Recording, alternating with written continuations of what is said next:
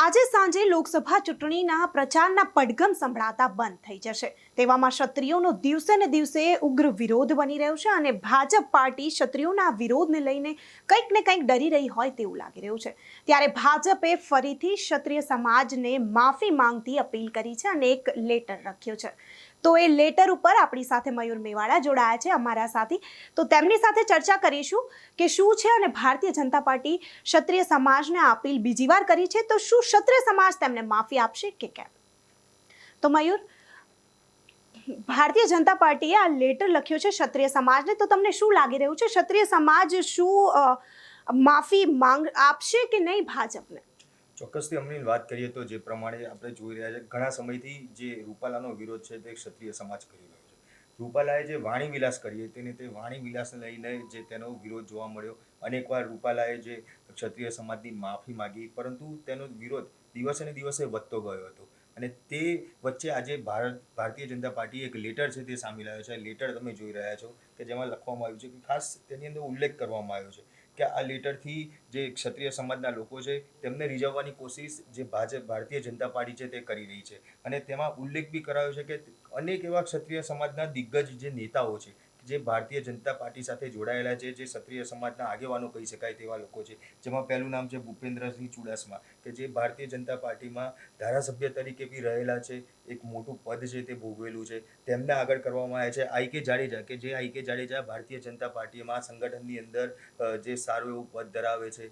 આઈ.કે. જાડેજાને ભૂપેન્દ્રસિંહ ચુડાસમાને જ્યારે આ વિરોધ ચાલી રહ્યો હતો ત્યારે આગળ લાવવામાં આવ્યા હતા, ત્યારે તેમને ક્ષત્રિય સમાજને સમજાવવા માટે કહેવામાં આવ્યું હતું, પરંતુ તે કોઈ જે બેઠકો કરવામાં આવી, કોઈ નિષ્પક્ષ તેનું કોઈ કારણ ના નીકળી શક્યું। પ્રદીપસિંહ જાડેજા કે જે ગુજરાત રાજ્યના ગૃહમંત્રી રહી ચૂકેલા છે ભારતીય જનતા પાર્ટીમાંથી, 2 વાર તે ગૃહમંત્રી તરીકે તે તેમની જે સત્તા છે તે ભોગવેલા છે। સાથે સાથે માધતાસિંહ જાડેજા કે જેમને ભારતીય જનતા પાર્ટીમાં સારું પદ ધરાવે છે, ક્ષત્રિય સમાજમાં તે પોતે જે અગ્રણી કહી શકાય કે સમાજ તેમની વાત સાંભળે તેવા લોકો છે કે જેમને આ ભારતીય જનતા પાર્ટીએ તેમની જે પક્ષ છે તેની અંદર સારા હોદ્દા ઉપર બેસાડવામાં આવેલા છે। તેવા લોકોના નામ છે જે આ લેટરની અંદર આગળ લાવવામાં આવ્યા છે। એટલે ક્યાંક ને ક્યાંક જે ભારતીય જનતા પાર્ટી છે, જે ક્ષત્રિય સમાજનો વિરોધ છે તેને શાંત પાડવાનો પ્રયત્ન કરી રહી છે, પરંતુ એ જે ક્ષત્રિય સમાજ છે તે ક્યાંય શાંત પડે એવું લાગતું નથી। આખા સમાજમાં અત્યારે 2 ભાગલા છે તે જોવા મળી રહ્યા છે, કારણ કે 70% લોકો છે કે જે હજી બી જે રૂપાલાનો વિરોધ છે તે કરી રહ્યા છે અને હવે આ વિરોધ માત્ર રૂપાલા પૂરતો સીમિત નથી રહ્યો। પહેલા જ્યારે આ માંગ ક્ષત્રિય સમાજ માંગ કરી રહી હતી કે રૂપાલાની ટિકિટ છે, તેની ઉમેદવારી છે તે રદ કરવામાં આવે, કોઈ પણ વ્યક્તિને રાજકોટ સીટ ઉપરથી મૂકે પણ તે રૂપાલાને હટાવવામાં આવે। તો તમને શું લાગે છે મયુર કે સમાજમાં 2 ભાગલા પડી ગયા છે? એક વર્ગ જે છે તે ક્ષત્રિય સમાજ જે છે તે વિરોધ કરી રહ્યો છે ને એક વર્ગ જે છે તે ભાજપ પાર્ટીને સમર્થન કરી રહ્યું છે, તો આનાથી ક્ષત્રિય આંદોલન જે ચાલી રહ્યું છે તેમાં કેટલા અંશે ફરક પડી શકે? ચોક્કસથી વાત કરીએ તો થોડા દિવસ પહેલાંની જ વાત કરીએ કે જ્યારે પ્રધાનમંત્રી નરેન્દ્ર મોદી જે ગુજરાતમાં આવ્યા હતા, એવી સીટો ઉપર તેમને જે સભાઓ કરી હતી કે જ્યાં ક્ષત્રિય સમાજને અસર કરતી હોય।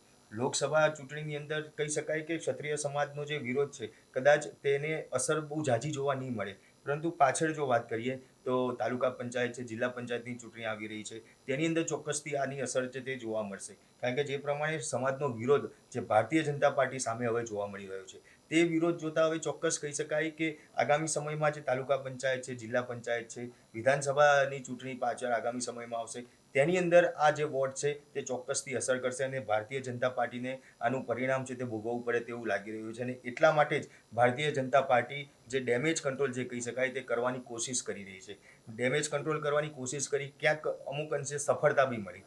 જ્યારે વડાપ્રધાન નરેન્દ્ર મોદી અહીંયા આગળ આવ્યા હતા ત્યારે તેમને જે રાજવી પરિવારો છે તેમની સાથે બેઠકો કરી હતી, રાજવી પરિવારના જે મૂવી કહેવાય તેમને મળ્યા હતા, તેમના હાથે પાઘડીઓ પહેરી હતી, એટલે એક મેસેજ છે તે આપવામાં આવ્યો હતો કે તે ક્ષત્રિય સમાજની સાથે છે।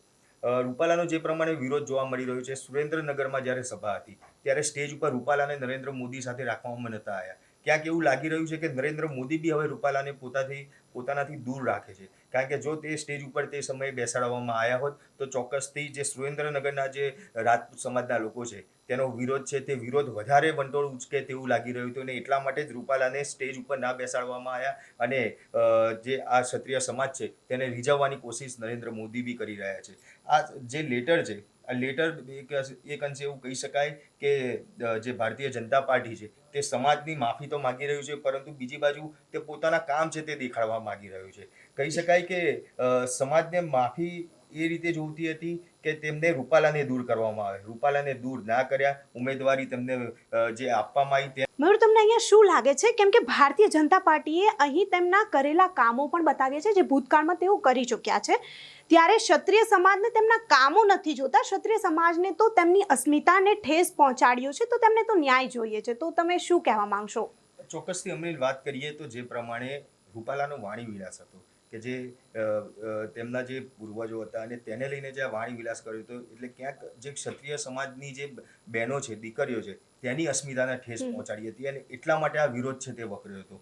આ જે લેટરની અંદર માફી માંગવામાં આવી છે, પણ સાથે સાથે જે અત્યાર સુધીમાં ભારતીય જનતાએ જે કામ કર્યા છે, એટલે કેન્દ્ર સરકારે જે કામ કર્યા છે તેનો બી ઉલ્લેખ કરવામાં આવ્યો છે. તમામ લોકોને ખબર છે કે કેન્દ્ર સરકારે અત્યાર સુધીમાં 10 વર્ષની અંદર શું કામ કર્યા છે. સૌ પ્રથમ વાત કરીએ તો રામલલ્લા મંદિરની પ્રાણ પ્રતિષ્ઠાની વાત કરવામાં આવી. તમામ લોકોને ખબર છે કે રામલલ્લા મંદિરની પ્રાણ પ્રતિષ્ઠા નરેન્દ્ર મોદીના કાર્યકાળ દરમિયાન કરવામાં આવી. અનેક વર્ષોથી જે કેસ ચાલી રહ્યો હતો સુપ્રીમ કોર્ટની અંદર, એ કેસનો જે ચુકાદો છે તે લાવવામાં આવ્યો અને ત્યારબાદ ત્યાં મંદિરની સ્થાપના થઈ, પ્રાણ પ્રતિષ્ઠા થઈ.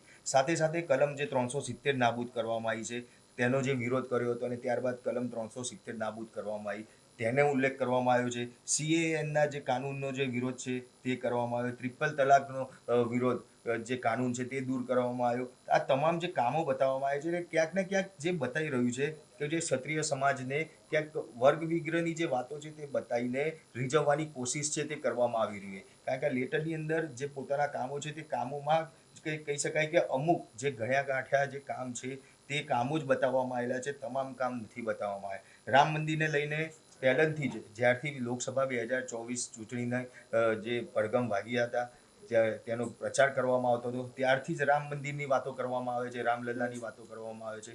આ મુદ્દો જ જે છે આ લઈને ચાલવામાં આવી રહ્યો હતો અને ત્યારે એ મુદ્દાનો અંદર ઉલ્લેખ કરવાનો, એટલે કે આ માફી જે લેટર લખવામાં આવ્યો, જે ક્ષત્રિય સમાજને માફી માગતો જે આ લેટર છે, તે લેટરની અંદર આ તમામ કામો બતાવીને ક્યાંક એવું બતાવવામાં આવી રહ્યું છે કે ભાજપે જે આ કામ કર્યા છે અને તે કામ જોઈને તમે લોકો જે એકવાર રૂપાલાને માફ કરો, ભારતીય જનતાને માફ કરો અને ફરી એકવાર તેમની સાથે જોડાઓ.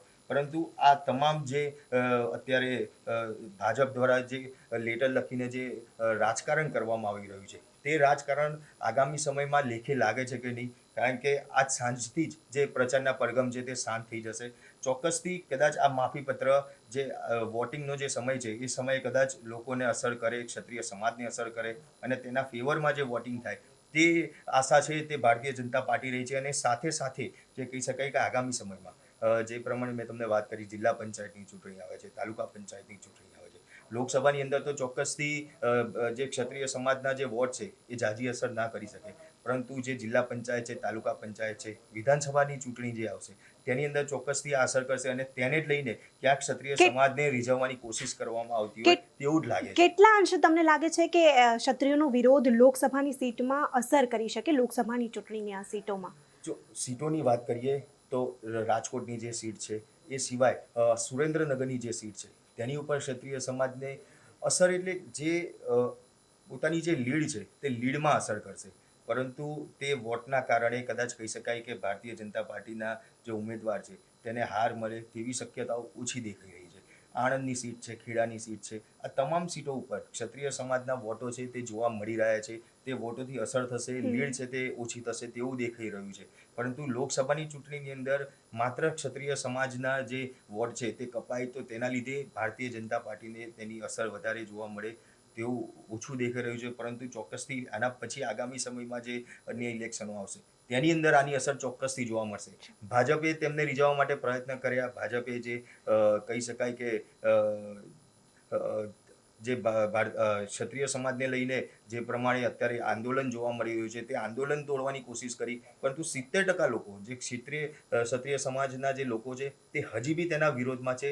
ક્યાંક 30% લોકો માન્યા છે, પરંતુ 70% લોકો હજી પણ ભાજપની વિરોધમાં ચાલી રહ્યા છે અને તે વિરોધ આગામી સમયમાં ચોક્કસથી ભારતીય જનતા પાર્ટીને અસર કરશે. કારણ કે જો આ વિરોધ શાંત કરવામાં ના આવે તો જિલ્લા પંચાયત અને તાલુકા પંચાયતની સીટો છે તે ખોવાનો વારો ચોક્કસથી ભાજપને આવે તેવી અત્યારે જે ડર છે તે ભાજપને દેખાઈ રહ્યો છે. તો ક્ષત્રિયોનો વિરોધ જે છે તે દિવસે ને દિવસે ઉગ્ર બને છે અને જે ભાજપ નેતાઓ છે તેમને ગુજરાતના અનેક ગામડાઓમાં જવા માટે પ્રવેશબંધી પણ છે. તો તમને શું લાગે છે આ ક્ષત્રિયોના જે વિરોધ છે તેને જોતા ભાજપ પાર્ટી કંઈક ને કંઈક ડરી ગઈ હોય તેવું લાગી રહ્યું છે? ચોક્કસથી જે પ્રમાણે રાજકોટમાં રતનપરમાં જે મહાસંમેલન કરવામાં આવ્યું હતું, મોટી સંખ્યામાં જે ક્ષત્રિય સમાજના લોકો છે ત્યાં આગળ સ્વયંભૂ આવ્યા હતા. કોઈને ત્યાં આગળ બોલાવવામાં નહોતા આવ્યા કે કોઈને ત્યાં પકડીને લઈને આવવા એવું કંઈ હતું નહીં. સ્વયંભૂ જે સમાજના લોકો છે, ક્ષત્રિય સમાજના લોકો ત્યાં આગળ આવ્યા હતા. મોટી સંખ્યામાં લોકો ત્યાં જોડાયા હતા. અને જે આ સંમેલન છે તે એક કહી શકાય કે એક પ્રકારનું શક્તિ પ્રદર્શન છે જે ક્ષત્રિયોએ કર્યું હતું અને ભાજપને બતાવ્યું હતું કે અમે લોકો અમારી શક્તિ કેવી છે તે તમે જોઈ લો. અને જે પ્રમાણે રૂપાલાની જે ટિકિટ નાબૂદ કરવાની વાત હતી અને કહી શકાય કે જે ઉમેદવારી જે ફોર્મ ભરવાનું તેના 2 દિવસ પહેલા શક્તિ પ્રદર્શન કર્યું હતું. એટલે એક ડર છે તે ભાજપને દેખાડવામાં આવ્યો હતો કે અમારું શક્તિ પ્રદર્શન જોઈ લો, અમારા સમાજના લોકો જે એક થયા છે તે જોઈ લો. અને હજી પણ સમય છે રૂપાલાની જે ઉમેદવારી છે તેની ટિકિટ છે તે રદ કરવામાં, કોઈ પણ ત્યાં મૂકો, માત્ર રૂપાલાને હટાવો તે જ વિરોધ ચાલી રહ્યો હતો. પરંતુ તે ના થયું, રૂપાલાની ઉમેદવારી ફોર્મ ભરાઈ ગયું અને એટલા માટે જ તે વિરોધ હવે ભાજપ સુધી પહોંચ્યો. અને અત્યારે ગામે ગામ જે કહી શકાય અનેક એવા ગામ છે કે જ્યાં ક્ષત્રિય સમાજના લોકોએ ભાજપના લોકો ત્યાં જો પ્રચાર કરવા જાય તો તેનો વિરોધ કરતા બી નજરે પડ્યા હતા. ઘણી જગ્યાએ ઘર્ષણ થયેલું હોય તેવા બી જે દ્રશ્યો છે તે સામે આવેલા છે. એટલે કહી શકાય કે જે ગામે ગામ જે બોર્ડ છે, બેનરો છે તે લગાયા હતા કે ભાજપના કોઈ પણ નેતાએ કે કાર્યકરોએ અહીંયા આગળ આ ગામમાં પ્રચાર કરવા ના આવું. આવા જે વિરોધ છે તે અત્યારે જોવા મળી રહ્યા છે અને આ જ વિરોધ જે આગામી સમયમાં જે ક્યાંક ભાજપને નડે તે ડર અત્યારથી ભાજપને દેખાય છે. અને એટલા માટે જ ભાજપ ક્ષત્રિય સમાજના જે લોકો છે, જે આગેવાનો છે, કે સમાજના જે બેન દીકરીઓ છે તેમની માફી માંગીને તેમને રીઝવવાનો પ્રયત્ન છે તે કરી રહ્યા છે. જી આભાર મયુર આપનો માહિતી આપવા બદલ. તો ક્ષત્રિય સમાજનો વિરોધ જે છે તે ભાજપને ઘણી બધી સીટો ઉપર હરાવી તો ન શકે પરંતુ તેમની લીડ ચોક્કસથી ઘટાવી શકે. તો આ મુદ્દે તમારું શું કહેવું છે તમને કમેન્ટ બોક્સમાં ચોક્કસથી જણાવજો તથા અમારી ચેનલ નિર્ભય ન્યૂઝને લાઇક, શેર અને સબસ્ક્રાઇબ કરવાનું ભૂલશો નહીં. આભાર.